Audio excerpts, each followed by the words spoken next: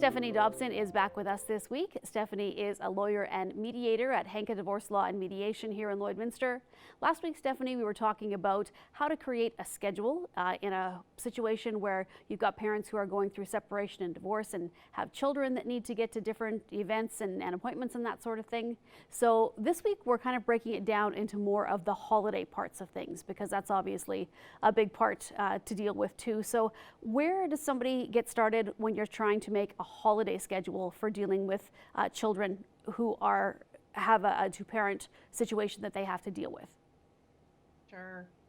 So the first thing that we want to do is to define what holidays might be important to that particular family. So major holidays most families want to consider in their plan are things like Christmas, Easter, Mother's Day, Father's Day, summer, long weekends, and even week-long school breaks. So these are things that where children are generally out of school for these periods, and parents want to make a different provision. Even some families will do Halloween as a special holiday provision. Next, once you've defined which holidays are important to you, parents should consider how detailed they want to be in their written plan on outlining those holidays. Some parents want to pick the holidays that are really important to them and just define those. Others want to pick which holidays they anticipate will lead to conflict between them, while others define every single holiday possible just to try to avoid conflict with their co-parent. There's also parents who decide to, what I call, agree to agree. So they agree that in the future, when and if holidays come up, we'll agree at that time as to that particular holiday and how we'll deviate from our regular schedule to make special provisions. And when they are making this plan, Stephanie, how do you decide how much or how little information? You kind of talked a little bit about it in your last answer, but just getting into details, what's the best way to figure out the plan that's going to work for you? Well, I usually say the rule of thumb is the more conflict that you have between two parents, the more detail that you're going to want to provide in your parenting plan. So if you believe that you and your co-parent can simply agree generally on how holidays will be shared, then you may be able to say something in your written plan like, let's agree to discuss a particular exception to the regular schedule 30 days, 45 days, 60 days, whatever it is for your family ahead of that particular holiday so that we can discuss it, agree. And if we can't agree, then it gives us at least that bit of time to figure out a dispute resolution process. If you believe that there's going to most certainly be conflict over a particular holiday, it's absolutely best to negotiate that in advance and to put that into your written plan.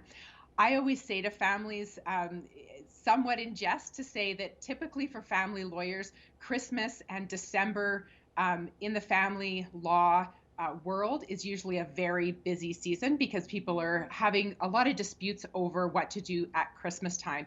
For my practice, I find that it's actually either a regular month or a slower month because all the families that I work with, I always ask them, what are you doing about Christmas? Let's come up with it in advance so that you're not spending all of December disputing over what are we going to do for that holiday period. And if you're going to be a little bit, say, less specific when it comes to making up this schedule, what are some things that you can still do to avoid conflict because of that? I recommend to families that they schedule co-parent meetings at least 3 times a year.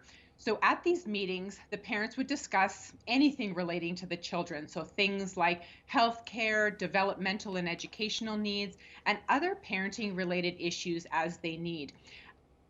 The holiday and the schedule specific things that you may want to discuss. For example, you could have a January meeting where you review the school schedule through to the end of the school year. You review any school breaks that are upcoming, holidays and special occasions, and you start to do that summer planning. Then in March, you might want to get together again to refine and agree upon that summer schedule, camps, activities, childcare, summer vacation, and other holidays that you think are going to come up in that next few month period. And then in August, again, I recommend that parents get together to review the upcoming school year. You've got the school schedule, of course, by that time, and you're trying to plan for those breaks that come up. So generally speaking, though, as long as parents review their calendars and the scheduling, both holiday and regular scheduling, if there's going to be exceptions that are made, as long as they review that well in advance, they should be good. And now on the opposite end of things, Stephanie, if they want to be more detailed, what's the best way to take that on? So there's so many ways to arrange holidays, but here's a few ideas for our viewers to start thinking things through. So earlier we talked about defining that holiday. So which holidays?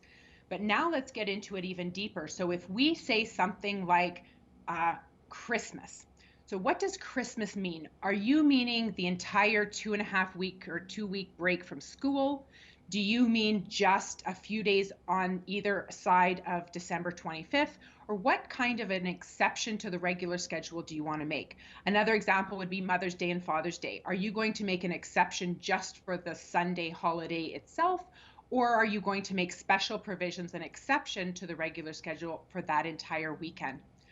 So next, once you've defined that holiday, you want to decide on how that will be shared. Some families agree that the entire Christmas period, for example, will be with one parent, and then the following Easter period will be with the other parent, and then the next year it reverses. Or some families decide that they'll alternate Christmas in every year. Things like long weekends, do you want to have them such that your parenting time automatically gets extended to include that extra day? What happens if one parent isn't available to extend their parenting time to that extra day if they have work, for example? So there's so many considerations to make with respect to that holiday parenting. I highly recommend that parents plan as much in advance as possible and be as defined as possible in their written plan. All right, Stephanie, well, great information once again, and we really appreciate you joining us. Thank you, and we will see you again next week. Thanks, Stacey.